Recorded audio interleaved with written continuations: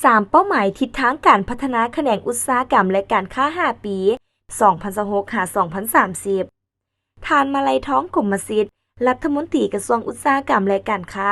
ได้นำเสนอทิศทางการพัฒนาแขนงอุตสาหกรรมและการค้า 5 ปี 2026-2030 ต่อกองประชุมของคณะกรรมการด้านเศรษฐกิจการเงิน ประจำเดือนกันยายน 2025 ในหัวข้อ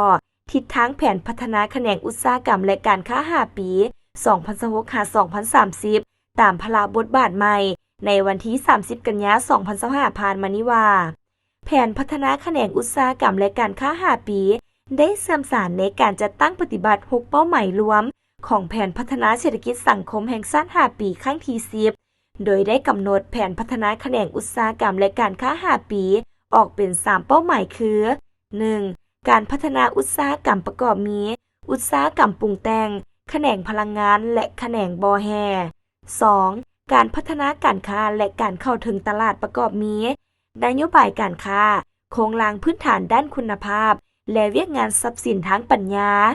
3. การพัฒนาวิสาหกิจและภาคเอกชนประกอบมี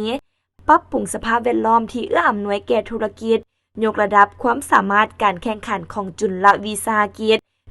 กิจขนาดน้อยและกลาง ผู้ประกอบการและรัฐวิสาหกิจซึ่งแต่ละเป้าหมายจะมีแผนงาน แผนการ แผนกิจกรรมโดยแยกออกเป็นเวียกสำคัญ เวียกบุริมสิทธิ์และเวียกจุดสุม เพื่อเป็นบอนอิงในการจัดตั้งปฏิบัติให้บรรลุตามเป้าหมาย